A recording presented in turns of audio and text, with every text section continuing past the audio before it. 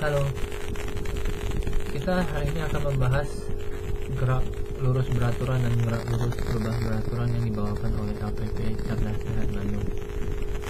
Dalam gerak kita ketahui ada namanya percepatan. Percepatan ada di mana kecepatan berubah, perubahan kecepatan terhadap waktu. Okay. Sebenarnya ini sangat simpel. Kalau kita mempunyai percepatan sama dengan 0, ya, maka apa yang terjadi adalah benda tersebut akan diam atau mempunyai kecepatan yang konstan, ya, kecepatan yang konstan. Nah, keadaan ini yang kita kenal dengan GLB, gerak lurus beraturan. Gerak lurus beraturan terjadi ketika percepatan yang dialami oleh benda adalah 0, dan untuk memenuhi keadaan percepatan sama dengan 0, kita mempunyai dua kondisi. Kondisi pertama adalah ketika benda diam atau ketika benda mempunyai kecepatan konstan. Berbeda dengan GLBB. GLBB terjadi ketika percepatan tidak sama dengan 0. Ini terjadi ketika benda bergerak berubah dalam kecepatan. Jadi kecepatannya berubah. Karena ingat, kalau percepatan tidak sama dengan 0, apa yang terjadi adalah kecepatan saya akan berubah setiap waktu. Tetapi kalau percepatan saya 0, maka kecepatan saya tidak berubah terhadap waktu. Ya, ingat, delta ada perubahan. Kalau delta saya tidak berubah, berarti A saya 0. Ya. Nah, percepatan ada dua tanda positif dan tanda negatif. Tanda negatif dikenal dengan perlambatan, tanda positif dikenal dengan percepatan. Nah, dalam menganalisa gerak lurus berubah beraturan dan gerak lurus beraturan, kita sebenarnya sangat gampang karena keduanya mirip. Dalam persamaan kita ketahui V0 sama dengan V sama dengan V0 ditambah AT. Ya. Nah, untuk GLB A-nya 0, maka V akhir atau V pada suatu T adalah V0. Berarti apa? Kalau saya mempunyai kecepatan awal misalnya 5 meter per detik, setelah T sama dengan 2 detik, kecepatan saya tetap 5 meter per detik. Ketika T sama dengan 100.000 detik, kecepatan saya tetap 5 meter per detik. Nah, itulah dikatakan GLB.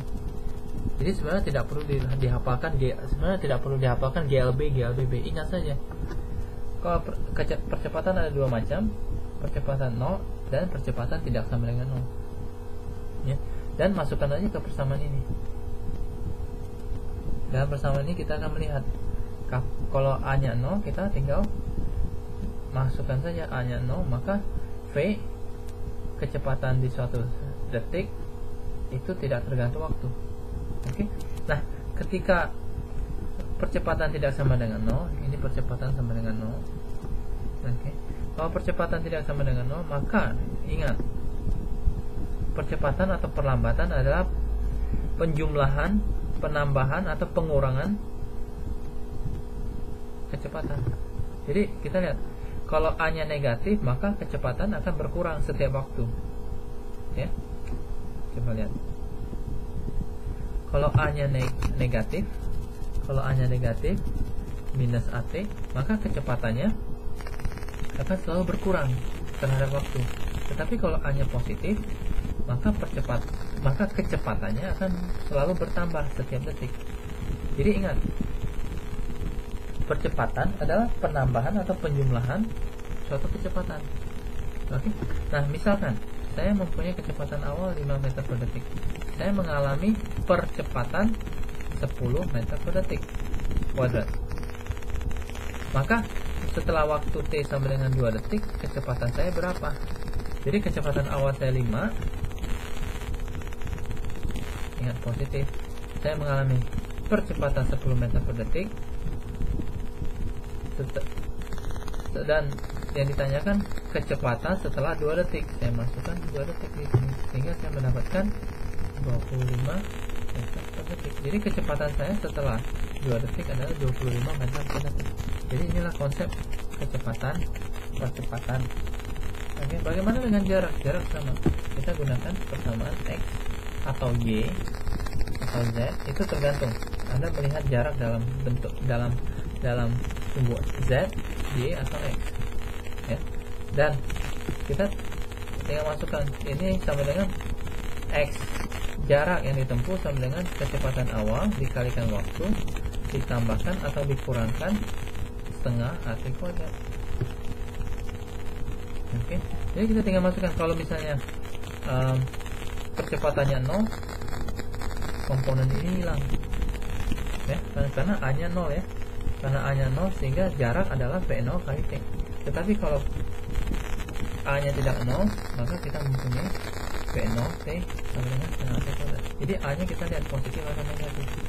Nah, kita lihat contoh soal sekarang ya. Bagaimana menentukan positif dan negatif? Kalau saya mempunyai suatu benda bergerak ke arah kanan ya,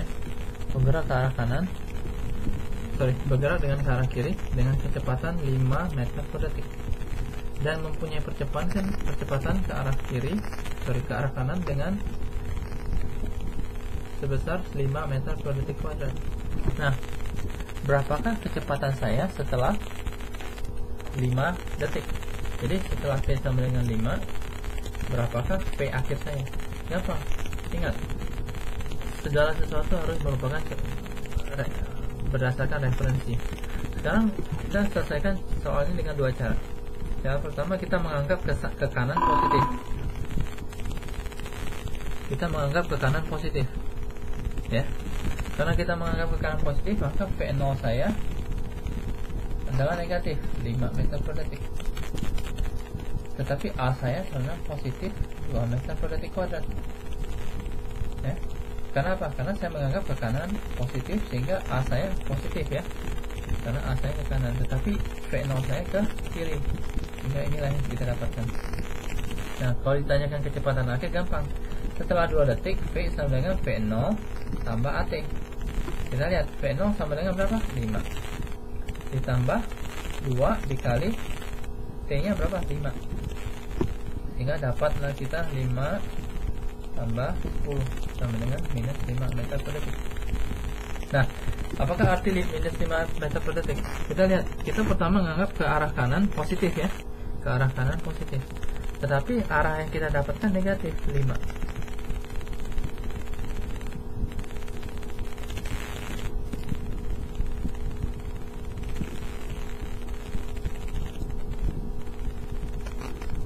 Oke.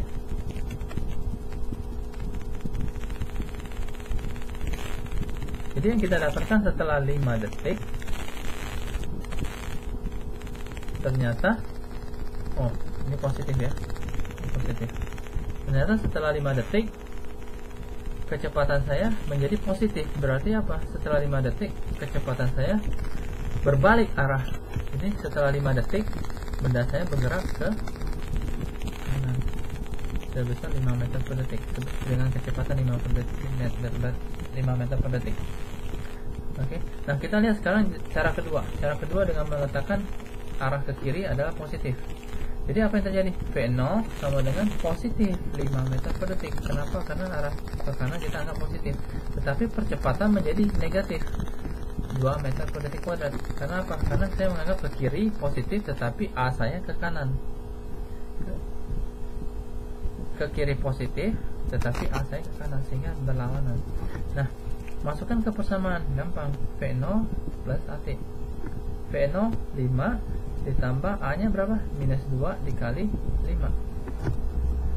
Dapatlah kita hasilnya 5 dikurangi 10 menjadi minus 5 meter per detik. Apakah artinya minus 5 meter per detik? Gampang. Setelah 5 detik benda tersebut berbalik arah ke arah kanan. Kenapa? Karena arah positif kita ke kiri sekarang, tetapi hasilnya negatif, berarti dia ke kanan. Jadi dua cara hasilnya sama ya, dua cara menghasilkan jawaban yang sama. Terima kasih.